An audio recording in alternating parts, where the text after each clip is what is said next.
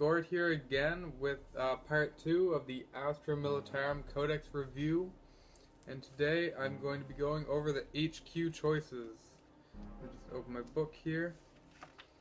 So, there's some familiar faces back in the HQ choices for our Astra Militarum. We also have a new face, a pretty fun face. Just played with this unit tonight, and it's pretty awesome. And then we got some older HQ choices, but they're kind of tweaked in the FOC.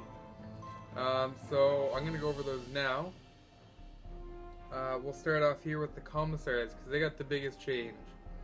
Now they're no longer just an add-on upgrade to a unit. You now can buy one commissar for every platoon and command squad that you have in your army. So if you have, say, 2 platoon command squads and 2 company command squads, that's 4 commissars that you can buy in total. And they can be added to company command squad, platoon command squad, infantry squads, special weapons, heavy weapon squads, conscripts, veterans, ogrins, bulgrams, Militarum Tempestus command squads, and Militarum Tempestus scions. So really they can be added to just about any infantry unit that we have, and they went down in points, which is great. If you plan on using them for assaulting, it's not as good because their special weapons went up in points, but they now can take power fists. So I mean that's pretty awesome. We couldn't do that before. The only problem with it now is you're limited to 1 commissar for each squad. Yeah, so they can only be added to 1 unit. So you can't say I have 2 commissars in a squad of Bulgrins to have 2 power fists in there. I'm not really sure how that's going to work out with the combined squads for the platoon. Because, I mean, the combined squad is considered 1 unit, but you consider it, if you add it to each individual squad? I don't know. I'm not sure. I'll reserve judgment on that. We'll figure that out later. All in all, commissars are pretty awesome.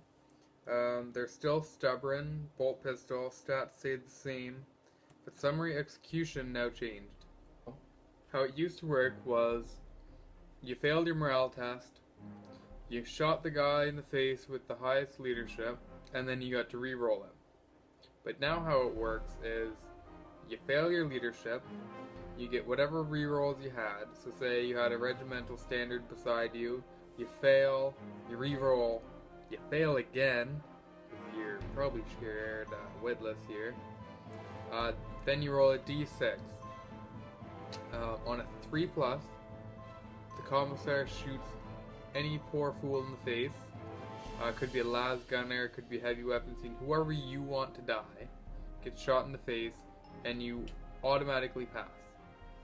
However, if you roll a 2 or a 1, your opponent gets to choose who gets killed.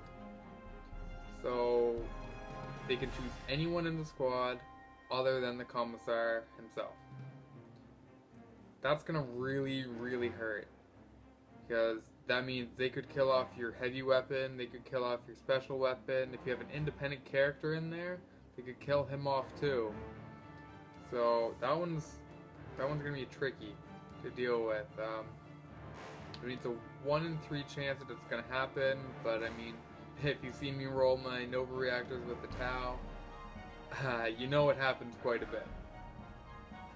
Our other HQ choices that are not in the regular FOC are the Militarum Priests, the Primaris Psychers, and the Engine Seers. So Primaris Psychers got moved out of regular HQ and into this no FOC, doesn't count as your mandatory HQ choice limbo zone. Limbo? Yeah, limbo. So starting with the priests, they're pretty much the same as the Adeptus Sororitas priests. If you guys have read that book or know what Adeptus Sororitas is now, they were Sisters of Battle. So they have the War Hymns and Zealot. Stat line stayed the same. They still have their Rosera, so they still have the 4-up invul save. They can no longer take the Eviscerator, which I'm not a fan of. I really loved the Eviscerator before. But they can still take a plasma gun or an auto gun, which is essentially a las gun, which is not a good gun. You can take 0 to 3 of them now, so you can't take 5 of them anymore, which, I mean, I don't know how many people really took 5 priests before, but you can only take 3 of them now. And their war hymns, for those of you who haven't looked at the Adeptus Sororitas book, they're pretty awesome. What happens is when you're locked in combat, you take a leadership test. It's on leadership 7, so 50-50, it's going to go off. And you get one of 3 things. Either 1, you get to reroll all invul and armor saves. So that'll be amazing if you're in a squad there, say with Strackenz, who I'm going to be hopefully using. If they're not APing you, you're rerolling a 3-up invul. If they are APing you, you're rerolling a 5-up invul. Sorry, 3-up armor save, 5-up invul. Which is going to be awesome. Their second choice that you can use is the priest gets to do a smash attack. Now, AP, your strength's 3, so you're going to be smashing at strength 6, AP 2.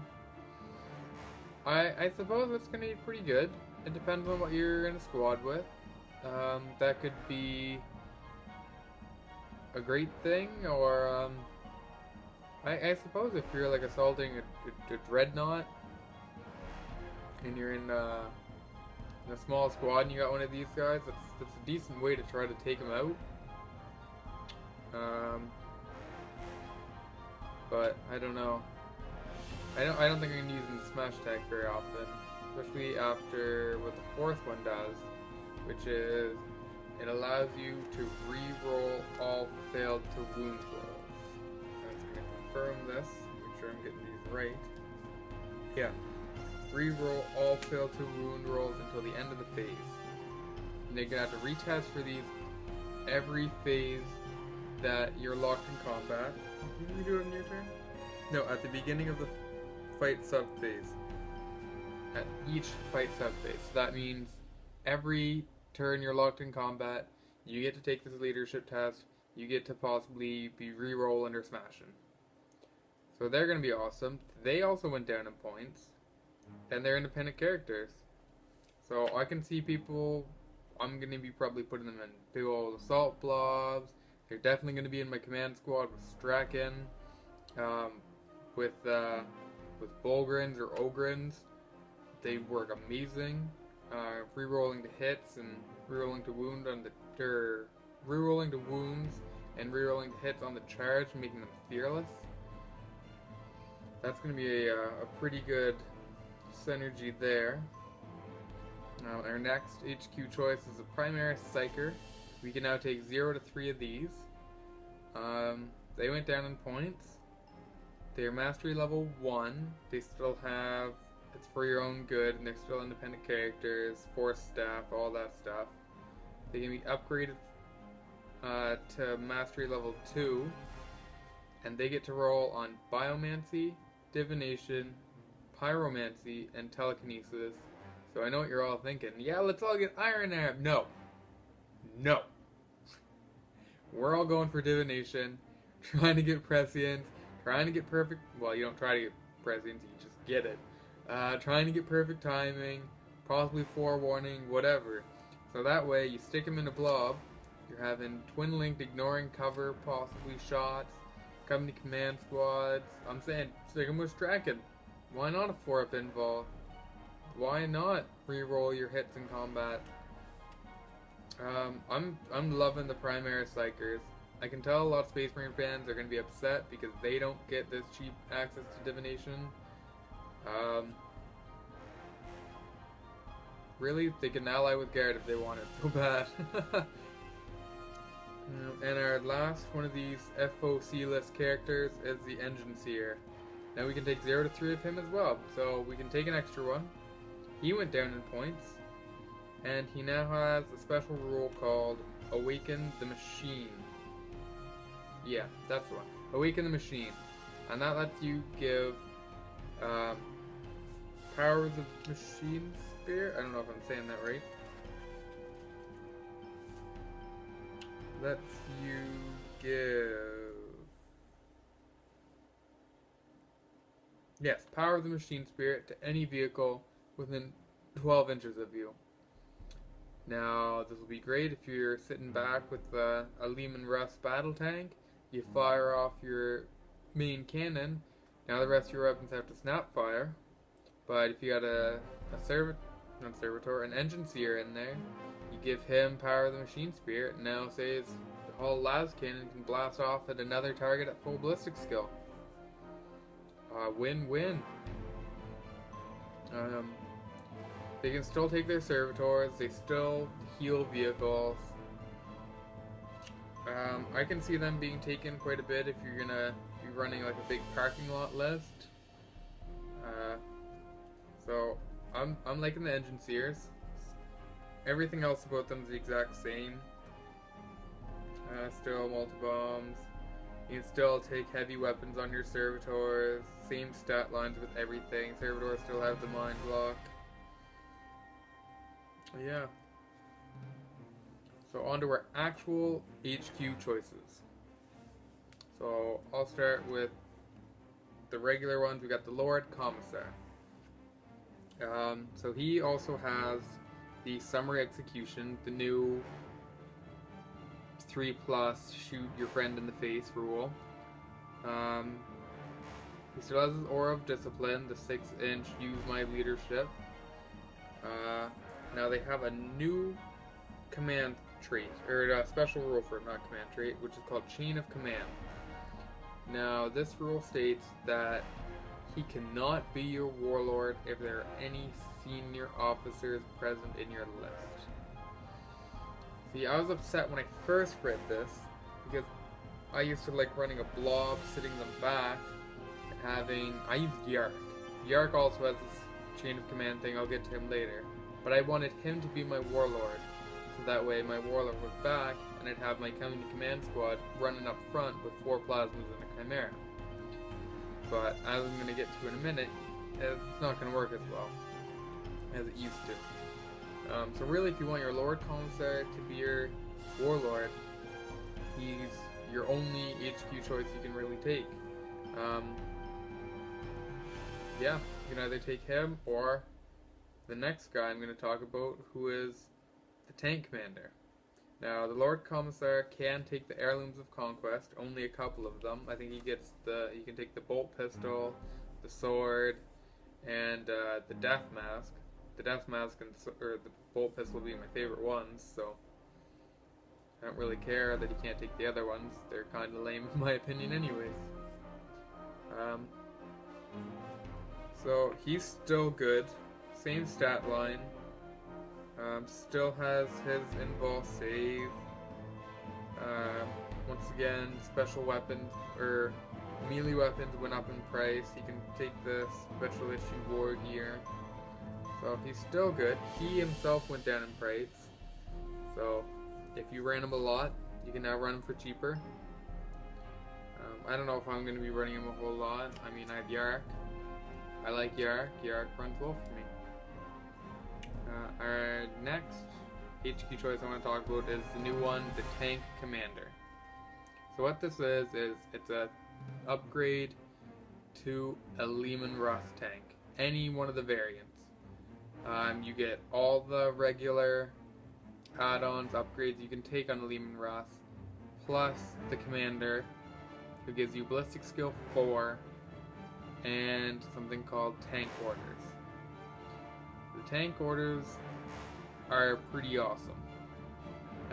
One of them being your commander gets to split off and fire at a separate target from the rest of his unit.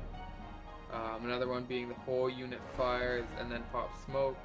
And the third one being you flat out, when you normally can't flat out because you're a heavy vehicle. He does have a +1 Lehman Russ tax, so you can't just take the command tank. You have to tax on another tank to him. It really isn't that big of a deal, because if you want them to fire at 2 separate targets, you give them, you go for the commands, and you hope for the one that lets you split off and fire at 2 separate things. I can see these guys being great if you run them with, say, Vanquishers, because now your ballistic skill 4, and you run 2 of them, that's 2 Vanquisher shots at 2 separate targets. I recently just ran a squad of 3 Executioners, all with plasma cannons. It worked amazing, but that was also due to the fact that I upgraded my tank commander to Knight Commander Pask. Yes, he's still in the book. No, he's not heavy support anymore. He's now can be our warlord. He has one of the fixed warlord traits, which is called Old Grudges, which gives you preferred enemy to 1 Codex choice. That's the one I was talking about earlier. You have to choose 1 Codex preferred enemy to them. And it works great synergy with the Executioners with the plasma cannons, because now all their plasma shots can get hot. It kinda sucks, but oh well. You get this, you have a 1 in 36 chance of one of your shots getting hot. It honestly doesn't happen very often. Pask, he still has his crackshot rule, which does a lot of things, depending on which tank you're in. So, if you're in a Vanquisher, a regular battle tank, the Exterminator, or the Demolisher, you can now reroll the hit. If you have the the Eradicator, not the Exterminator. So that's the battle tank, the Vanquisher, the Demolisher, and the Eradicator. All reroll the hit. The Executioner, man, too many E's, too many E's. Come on, Games Workshop, get with it. The Exterminator and the Punisher now have Rending. So that makes the Punisher worthwhile for taking, in my opinion. Because Rending is just great. That's going to be 20 shots with ballistic skill 4, Rending. You're going to be doing a lot of damage with that. The final one is Executioner. I'm not a fan of this one. You can replace, instead of firing the regular 3 blasts, you fire 1 large blast, strength 7, AP 2, still gets hot, but now it has blind. If you're firing at a unit that you don't think you're going to kill and it's going to do major damage to you, I guess it's great, because it reduces their ballistic skill to 1 if they have low initiative, but I don't know. I don't see myself ever using that. Also, Pask can reroll armor penetration hits against vehicles. That is why I'm thinking run them almost always in a Vanquisher. You're rerolling to hit, you're rerolling your armor pens, which are 2d6, your ballistic skill 4, you have preferred enemy, so you're really only missing on 2s for sure. He is going to be death to tanks. More so death to tanks than a regular Vanquisher. Stick him in a squad with 2 Executioners with 2 plasma cannons each. Have him try to split fire off every turn. He picks off a tank. They go blow away. A squad of Terminators, a monstrous creature, a bunch of Gaunts. Who cares? As long as it dies. He is who I used in my battle report that's coming up soon. It'll be on here soon. It might already be up. I don't know. Who knows? Depends on when Tyler uploads it. Yeah, he is great. Love him. He's probably one of my favorite HQs now. The other HQ choices we have are the Company Command Squad, which basically stayed the same. 10 points more. Some things changed in it, I suppose. You can still take an Astra Path, Master of the Fleet, Master of Ordnance, sorry, an Officer of the Fleet. Astropath is now a Mastery Level 1 Psyker with Telepathy. So, basically he's there to psychic shriek things, because I don't know what else in Telepathy is decent for taking. Officer of the fleet changed. Now, you basically take a leadership test at the beginning of your turn. If you pass, you can either give yourself +1 reserve or your enemy -1 reserve. So he kind of took on the roles of both the astropath and the officer of the fleet from the last codex. And the master of the ordnance stayed the exact same. Still 2d6. If you scatter, you roll an extra d6. If you're in line of sight, you can reduce it. Still good. They all went down in points. The astropath is a little bit more expensive, but hey, you can psychic truth things with them. Some of their upgrades got cheaper, like heavy flamers and medipacks. They are cheaper now. And crack grenades, carapace armor, and camera gear are also cheaper now too. Other than that, it's basically the same thing. Your company commander is a senior officer still, so 2 orders. Yeah. So now you can still change out your company commander with Lord Caslin Creed and Colonel Ironhand Strackenz. So first we'll jump into Creed here. You still have both Creed and Cal. They both went down in points. And I mean, I was never used them. I'm a Keating player. Never really touched the Keating special characters. But from what I can tell, they both got a bit worse. Creed went down in points. His Supreme Commander got worse. Instead of issuing 4 orders at 24 inches, he's stuck with 3 orders at 12 inches. And his Tactical Genius, instead of giving you a unit to outflank, you now get 2 warlord traits.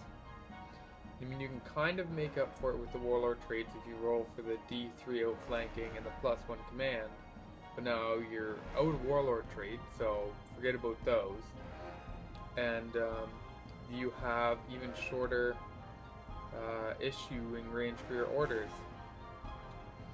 And yeah, or you can have 18-inch order range and only issue 3 orders. His weapons did change slightly. He has 2 hotshot las pistols, but they don't count as twin linked now. So now he's Texas cowboy man with two pistols running around.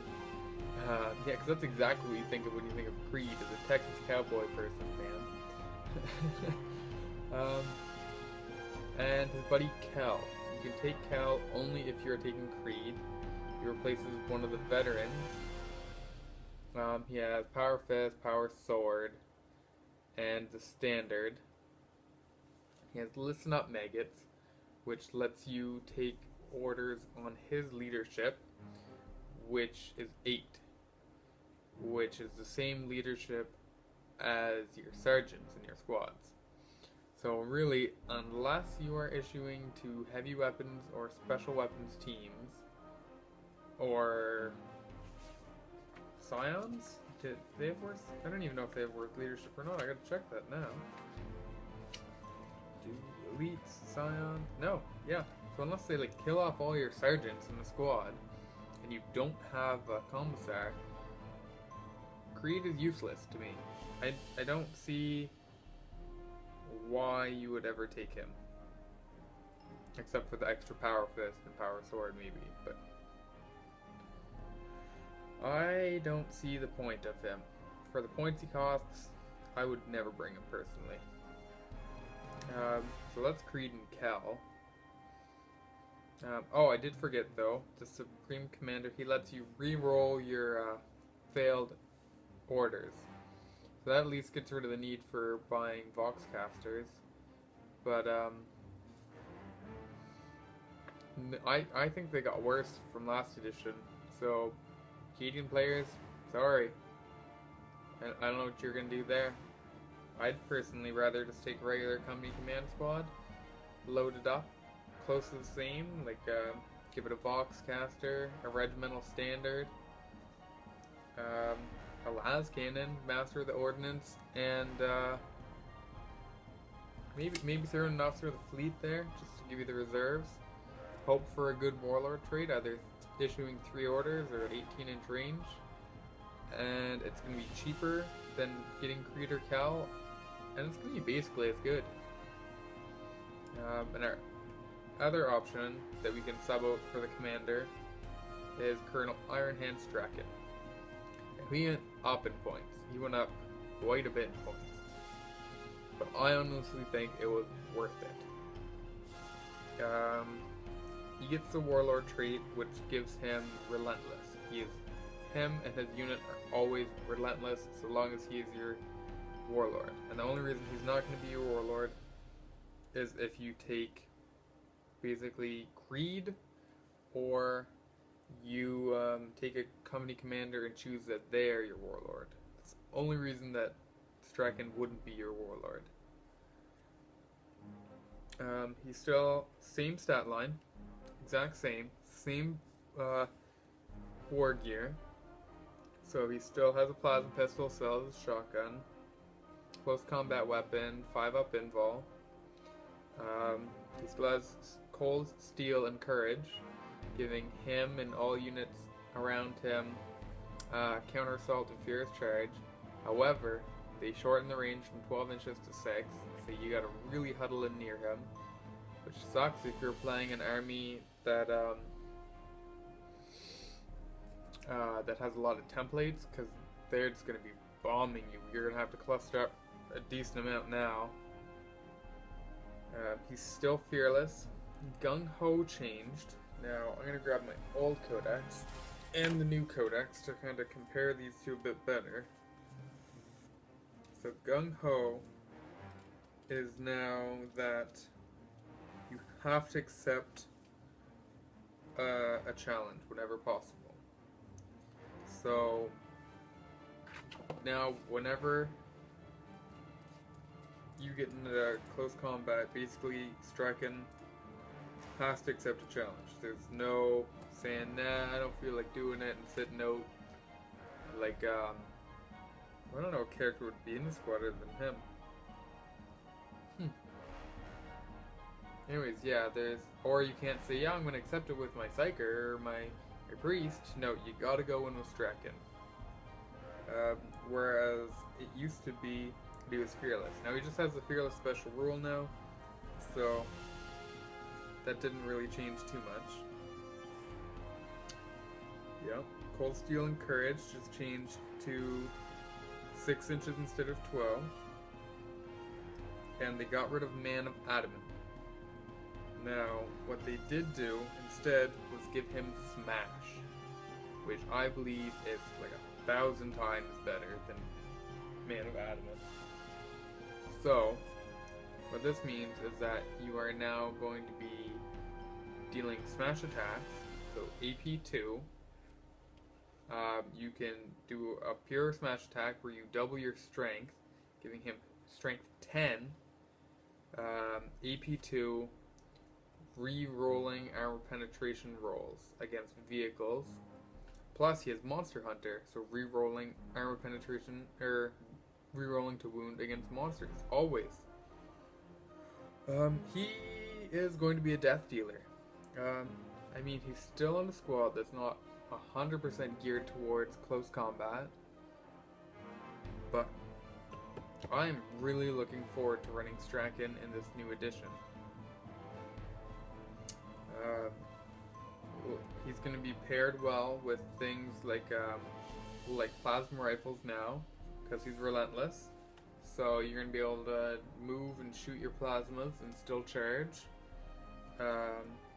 Throw in some psychers in there for some twin linking, so that he can re-roll the hit in close combat. Some priests in there for re-rolling his armor save or his invul. He is going to be deadly. We may see some Strackenz Death Star units coming out in the future. I'm working on one myself. Don't know if it's gonna happen, if it's gonna turn out well. If it does, I am sorry to anyone who has to fight it. but it's hopefully going to be fun. Yeah, other than that, nothing really changed. Still senior officer, voice of command, so he can issue 2 orders, 12 inches. Yeah. We still do have Norc Dead Dog. He changed a bit too. Now, I never used him in the old edition, so I'm gonna have to find him in the old book again. Here he is.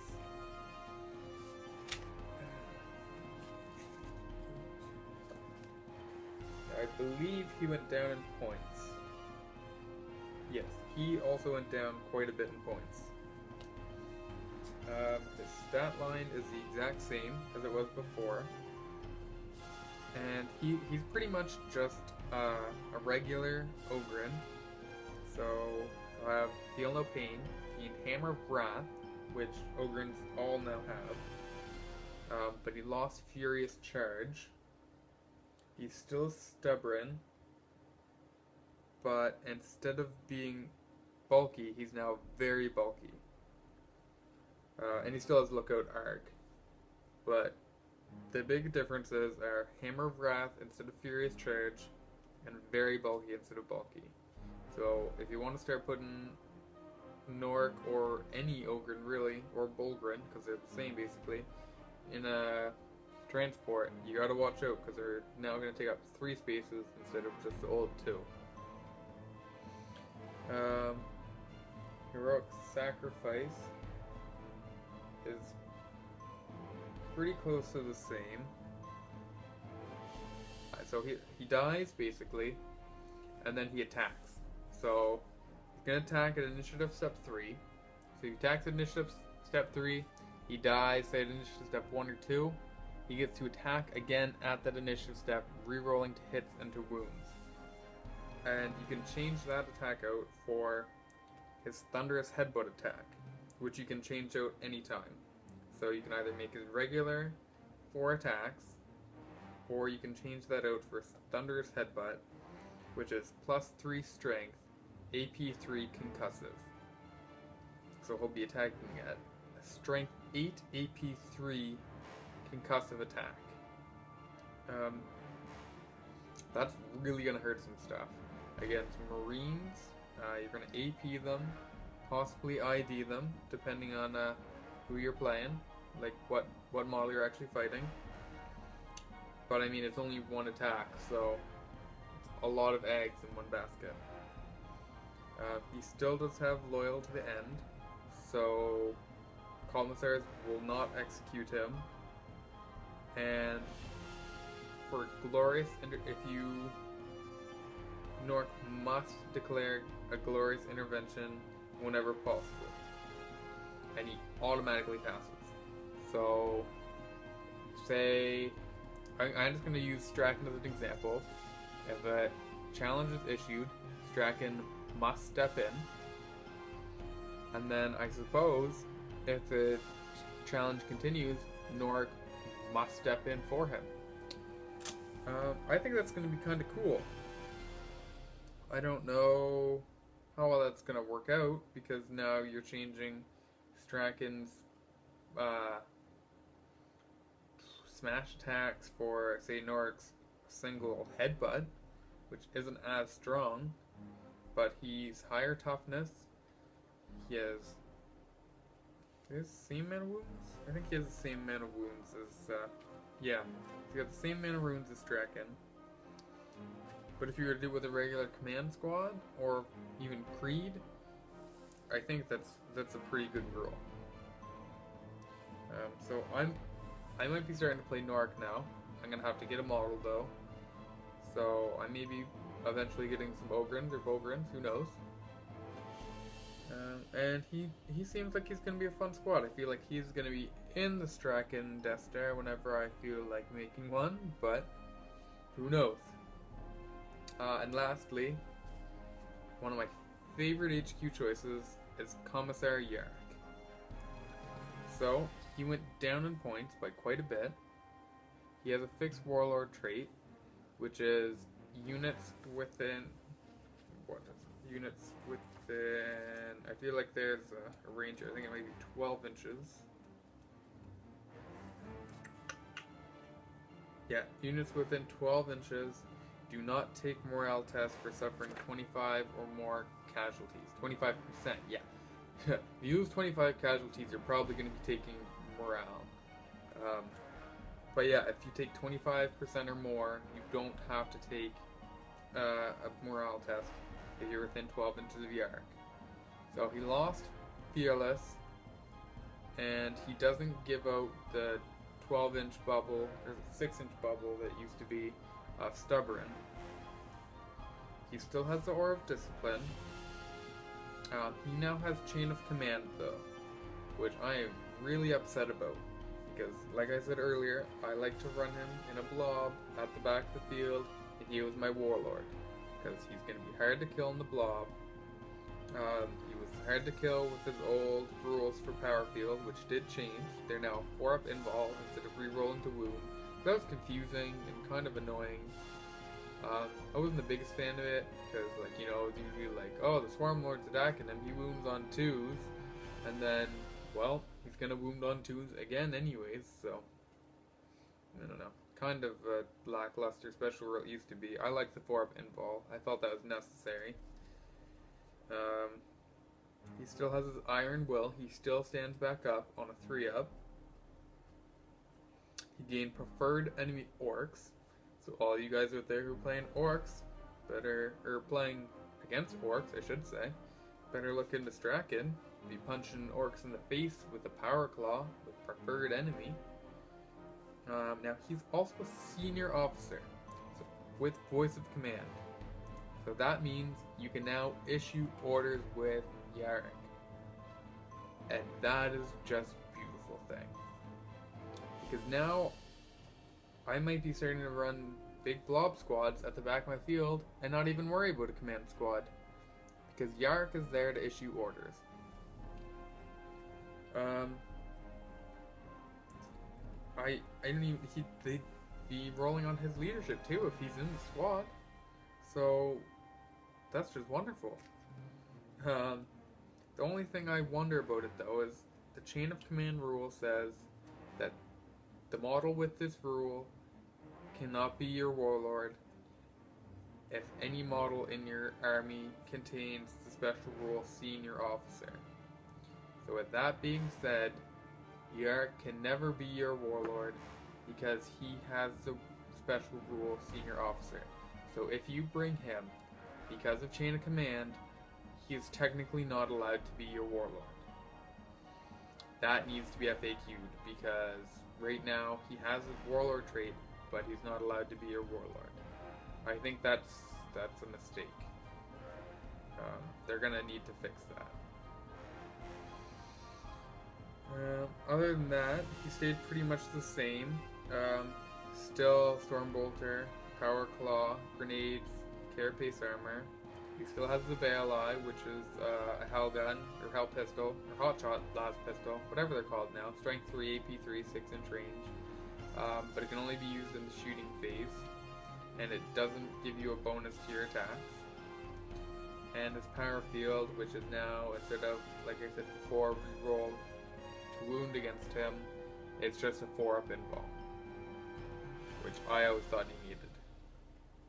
He's still Eternal Warrior, he's still an independent character, and he does have the Summary Execution rule, which is kind of decent. I mean, he's not fearless anymore, so at least it gives you a decent chance to be passing tests. So really, I think the big things people should be running for their HQ are going to be, like I said, the load as I said earlier, the Company Command Squad, the Las Cannon, Master of Ordnance, Fox, Regimental Standard.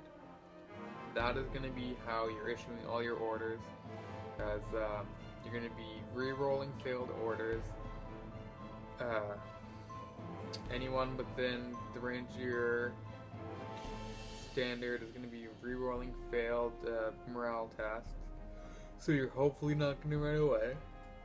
Depending on your warlord trait, you might be able to issue 3 orders. You could issue orders at range.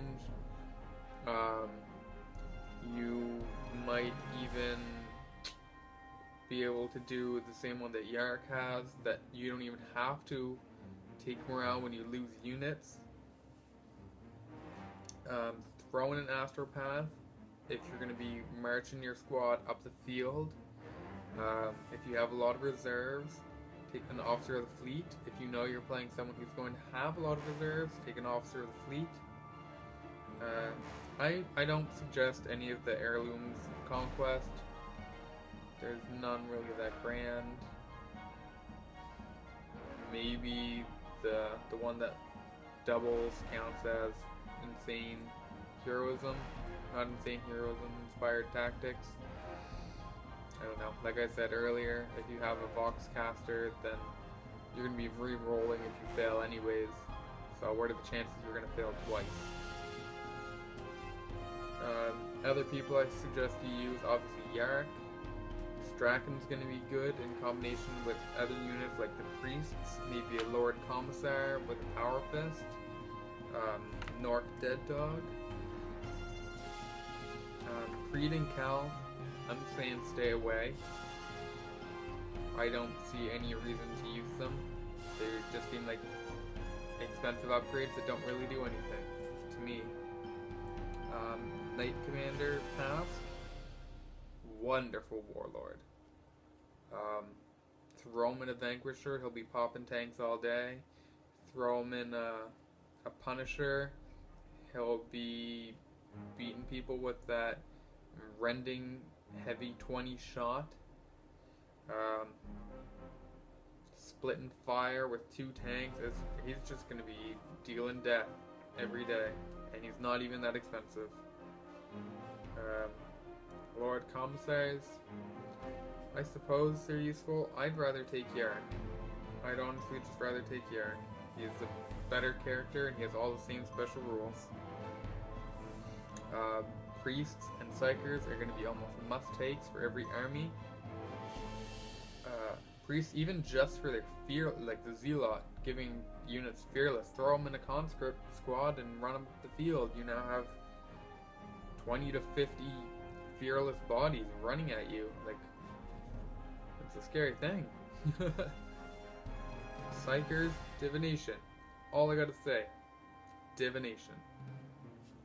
So, we got some really strong HQs. I'll get more into detail on troops next, because what are HQ without troops? Try to get some good combos going there, mixing in some of these HQs, what HQs to take with which troops. That one will probably be up tomorrow.